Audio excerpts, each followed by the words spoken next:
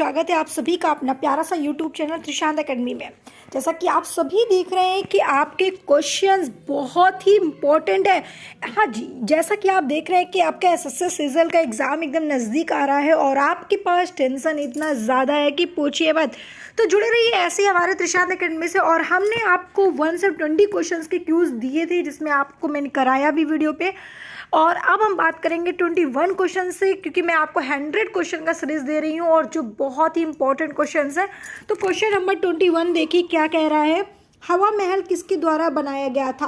अब देखिए जो हवा महल है वो किसके द्वारा बनाया गया था। ऑप्शन नंबर ए जय सिंह द्वितीय के द्वारा, महाराजा सवाई प्रताप सिंह के द्वारा, या फिर बिहारी मल के द्वारा, या फिर मधो सिंह प्रपथ के द्वारा। तो आप हमें कमेंट करके जरूर बताएं इसका आंसर क्या होगा।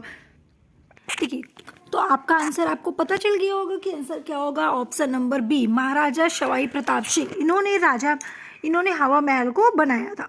क्वेश्चन नंबर 22 क्या कह रहा है, चलिए देखते हैं। 22 नंबर क्वेश्चन आपका कह रहा है कि बड़ोदरा में लक्ष्मी विलास पैलेस किसके द्वारा बनाया गया था। तो इसका आपका ऑप्शन देख रहे हैं। ऑप्शन क्या कह रहा है, कड़फिस द्वितीय द्वारा, किंग जॉर्ज पंचम द्वारा, हुमायूं द्वारा, या फिर महाराजा सयाजीराव गायकवाड़ तृतीय द्वारा। जल्दी से आप हमें कमेंट करके बताइए इसका आंसर क्या होगा। तो आप देख रहे हैं इसका आंसर आपका डी नंबर बिल्कुल करेक्ट आंसर है।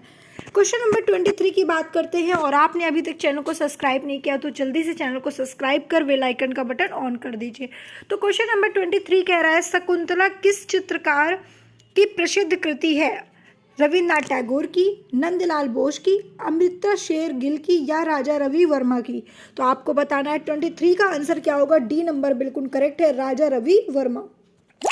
क्वेश्चन नंबर 4 यहाँ पे कह रहा है। क्वेश्चन नंबर 25 कह रहा है अकबर ने 1556 से 1605 ईस्वी में किस वंश का शासक था। मतलब यहाँ पे सिर्फ ये पूछा जा रहा है कि अकबर जो है वो कहाँ का शासक है, जब 1556 से लेकर 1605 तक ये था। तो आपको बताना है इसका आंसर कौन सा होगा। नंदा, मौर्य, मुगल, हर्यंका। आप सोच रहे होगे कि मैम ये तीनों तो वंश ही नहीं है, तो मुगल वंश ही है केवल, तो बचा क्या है, मुगल वंश। इसका मतलब आंसर क्या होगा, मुगल वंश। सी नंबर बिल्कुल करेक्ट है।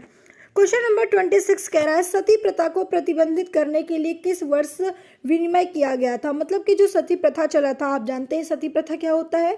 जी हाँ, बिल्कुल आप जानते होंगे। अगर नहीं जानते तो आप हमें कमेंट करिएगा कि इसके बारे में आपको नहीं पता।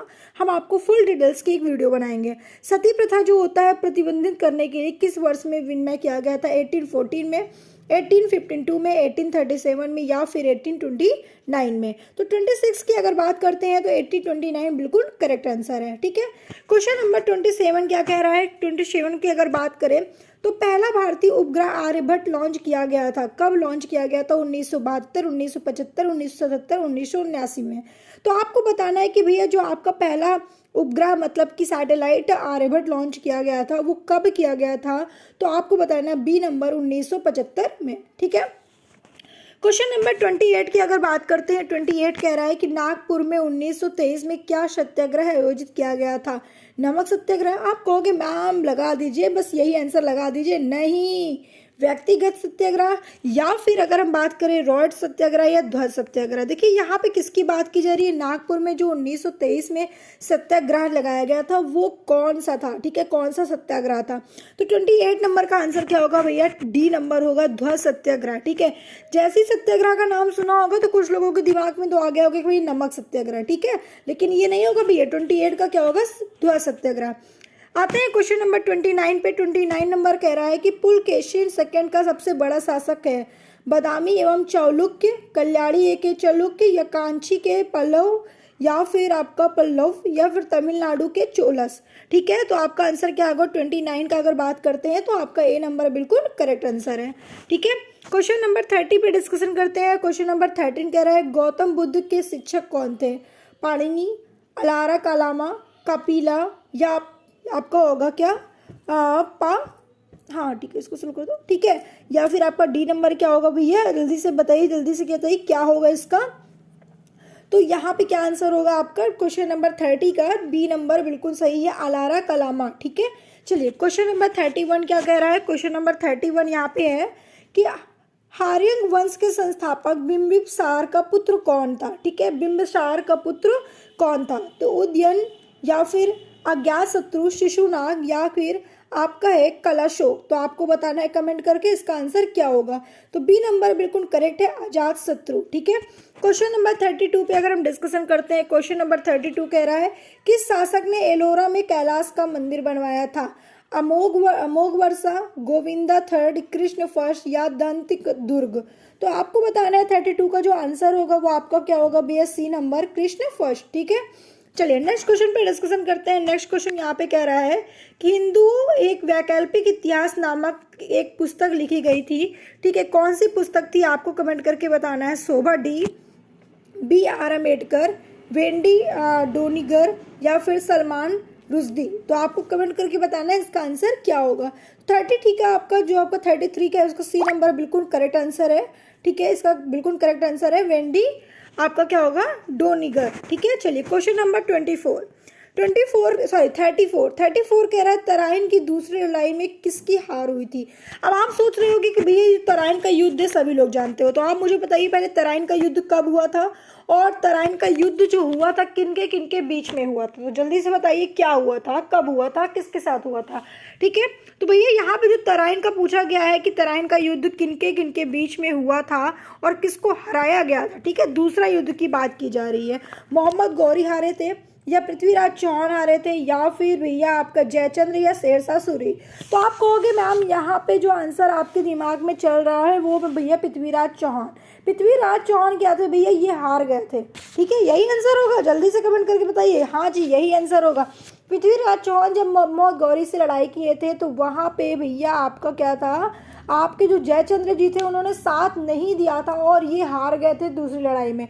फर्स्ट लड़ाई में पृथ्वीराज चौहान जीत गए थे लेकिन सेकंड में ये हार गए थे। ठीक है, चलिए नेक्स्ट क्वेश्चन पे डिस्कशन करते हैं। नेक्स्ट क्वेश्चन यहाँ पे आपका 35 क्वेश्चन क्या कह रहा है? 35 नंबर क्वेश्चन बहुत ही इंपॉर्टेंट क्वेश्चन है, जल्दी से देख लीजिए, आपके स्क्रीन के सामने है। ठीक है, कह रहा है कि भारत ने अपने इतिहास में कभी कितनी महिला इस्लामी शासकों को शामिल किया है? तो भैया 0, 1, 2, 3, 3 से अधिक। जल्दी से कमेंट करके बताइए। तो आप कहोगे मैम इसका आंसर सिंपल सा है, क्या होगा भैया? 1 होगा, बिल्कुल करेक्ट। क्वेश्चन नंबर आपका आता है 36 कह रहा है कि भारत छोड़ो आंदोलन कब शुरू हुआ था? अब देखिए भारत छोड़ो आंदोलन की अगर बात कर रहे हैं तो 1941 में, 1930 में, 1942 में या फिर 1943 में। तो आप कहोगे मैम इसका आंसर जो होगा वो होगा भैया सी नंबर 1942 में। तो आपका सी नंबर बिल्कुल करेक्ट आंसर है। तो जुड़े रहिए ऐसी हमारे त्रिशांत एकेडमी में। और आपने अभी तक चैनल को अगर आपने सब्सक्राइब नहीं किया तो जल्दी से चैनल को सब्सक्राइब करके बेल आइकन का बटन ऑन रखिए जिससे कि आपके पास वीडियो का नोटिफिकेशन तुरंत आए। और आपको कैसी अपडेट चाहिए, किस टाइप की अपडेट चाहिए, कैसा आपको न्यूज़ चाहिए, जो भी आपको चाहिए आप हमें कमेंट कर सकते हैं। चाहे वो किसी भी चीज़ से रिलेटेड हो, आपका एजुकेशन में किसी भी रिलेटेड हो, मैं आपको तुरंत प्रोवाइड किया जाएगा। आपको ये हमारा चैनल आपके लिए एकदम मतलब आपने जो बोला कि मैम इस चीज़ के लिए हमें जानकारी चाहिए तो आपको तुरंत प्रोवाइड किया जाएगा। इसलिए आप जल्दी से चैनल को सब्सक्राइब करके बेल आइकन बटन ऑन रखना बहुत ज़रूरी है आपके लिए, क्योंकि आपके पास ये ऐसी न्यू चीज़ें आपको मिलती रहेगी, न्यू अपडेट्स आपको मिलती रहेगी अगर आप अपने त्रिशांत एकेडमी के ऑनलाइन प्लेटफॉर्म को, चैनल को सब्सक्राइब करके बेल आइकन को ऑन रखते हैं तब। Okay, thank you. फिर मिलते हैं नेक्स्ट क्लास में नेक्स्ट वीडियो के साथ।